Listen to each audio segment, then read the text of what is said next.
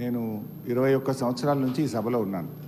మంత్రిగా పనిచేశాను, ప్రతిపక్షంలో కూడా సభ్యుడిగా పనిచేశాను. నా 21 సంవత్సరాల్లో క్వశ్చన్ మీరు చదివినప్పుడు మంత్రి గారు సీట్లో లేనటువంటి మొదటి సందర్భం ఈరోజు 21 సంవత్సరాల చరిత్రలో చూశాను.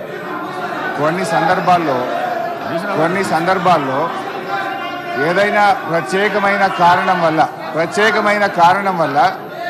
సభ్యుడు రాకపోతే మంత్రి గారికి ఏదైనా అర్జెంట్ ఉంటే ఇన్ఫార్మ్ చేస్తారు, క్వశ్చన్ పోస్ట్పోన్ చేసి తర్వాత తీసుకుంటారు. బట్ వెన్ స్పీకర్ కాల్స్ తప్పకుండా మినిస్టర్ గారు అక్కడ ఉన్న సందర్భం ఉంది. అయినా సభ గౌరవాన్ని, హుందాతనాన్ని దృష్టిలో పెట్టుకొని నేను వదిలేస్తున్నాను. అధ్యక్ష, ఈరోజు గౌరవనీయులు బట్టి విక్రమార్క గారు, గౌరవనీయులు ఉప ముఖ్యమంత్రి బట్టి విక్రమార్క గారు నేను అడిగిన ప్రశ్నకు వారు సమాధానం ఇచ్చారు. రాష్ట్ర ప్రభుత్వం ఎఫ్ఆర్బిఎం కింద తీసుకున్న అప్పులు 51,277 కోట్లని చెప్పారు.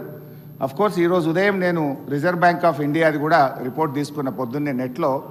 ఈరోజు కలిపితే ఇంకో 3,000 కోట్లు పెరిగింది. ఆల్రెడీ ఇంతకుముందే 2003వ తారీఖు 5వ తారీఖు తీసుకున్నారు. ఇవాళతో కలిపితే ఇంకో 1000 పెరిగింది. 55,277 కోట్లు ఎఫ్ఆర్బిఎం కింద తీసుకున్నారు. కార్పొరేషన్ గ్యారంటీల కింద 61,991 కోట్లు తీసుకున్నారు. 10,099 కోట్లు గ్యారంటీ లేకుండా తీసుకున్నారు. మొత్తంగా కాంగ్రెస్ పార్టీ ఏడాది పాలనలో చేసిన అప్పు ఎంత అంటే 1,27,208 కోట్లు. ఒక్క ఏడాదిలో వీళ్ళు చేసిన అప్పు 1,27,208 కోట్లు. 5 ఏళ్లకు మనం లెక్క కడితే ఎంత అవుతుందంటే అధ్యక్ష, 6,36,040 కోట్ల రూపాయలు 5 ఏళ్లలో కాంగ్రెస్ ప్రభుత్వం చేయబోయే అప్పుగా దీన్ని బట్టి మనకు స్పష్టంగా కనబడతా ఉంది. ఇకపోతే అధ్యక్ష, ఈ మధ్యకాలంలో కాంగ్రెస్ పార్టీ నాయకులు కాంగ్రెస్ పార్టీ పెట్టిన వైట్ పేపర్ బుక్ కూడా తెచ్చాను అధ్యక్ష. ఇది వైట్ పేపర్.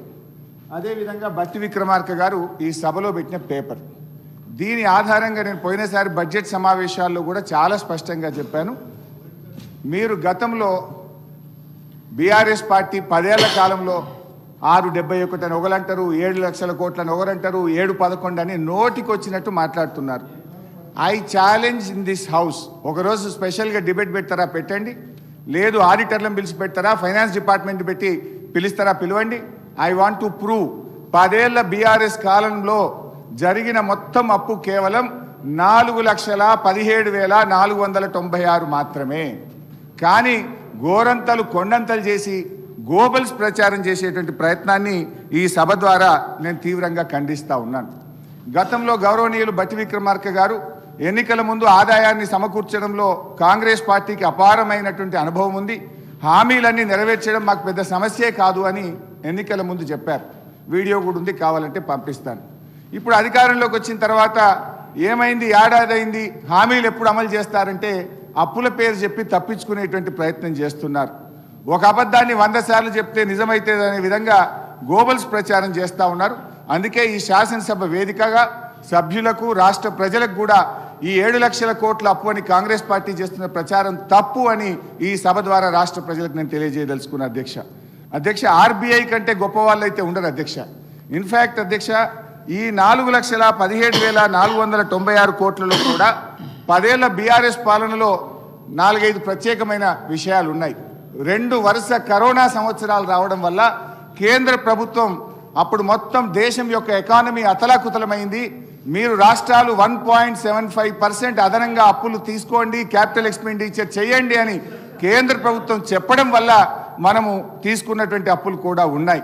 ఇది కాకుండా ఉదయ్ స్కీమ్ ద్వారా, సార్ లెట్ మీ కంప్లీట్, ఆ తర్వాత అని చెప్పమనండి. Let me complete. Speaker sir, Harish Rao గారు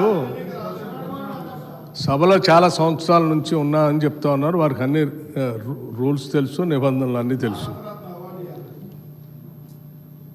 క్వశ్చన్ అవర్లో క్వశ్చన్ను అడుగుతారు, సమాధానం చెప్తాం.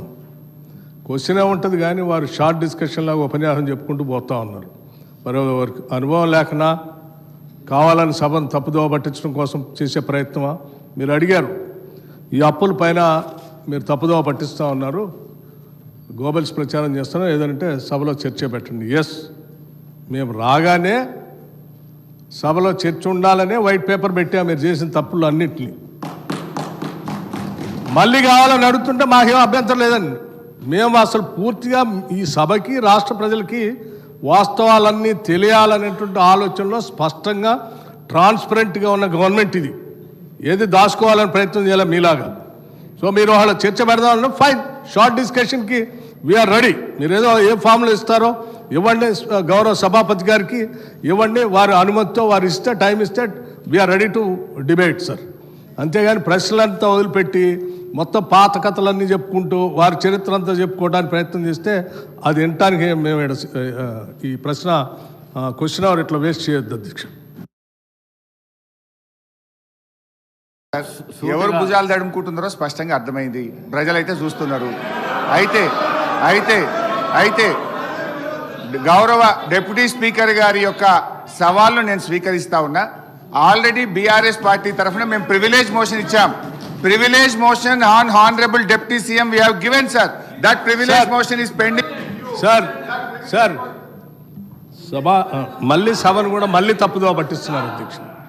మళ్ళీ తప్పుదో పట్టించిన అంటే లేస్తే సత్యదూరమైన మాటలు మాట్లాడటం తప్ప వాస్తవాలు మాట్లాడితే తల పగిలిపోతారు అనే ఏమైనా శాపం ఉందని నా అనుమానం అధ్యక్ష. వీళ్ళకి అస్సలు వాస్తవాలు మాట్లాడరు అధ్యక్ష, అన్ని సత్యదూరాన్ని. ఏంది ప్రివిలేజ్ మోషన్? మీరు ఆ ప్రివిలేజ్ మోషన్ ఇచ్చేది అధ్యక్ష. వీళ్ళు ప్రివిలేజ్ మోషన్ ఇస్తారా సభా నిబంధనల గురించి, సభా నియమాల గురించి? దేనికి ప్రివిలేజ్ మోషన్ అధ్యక్ష?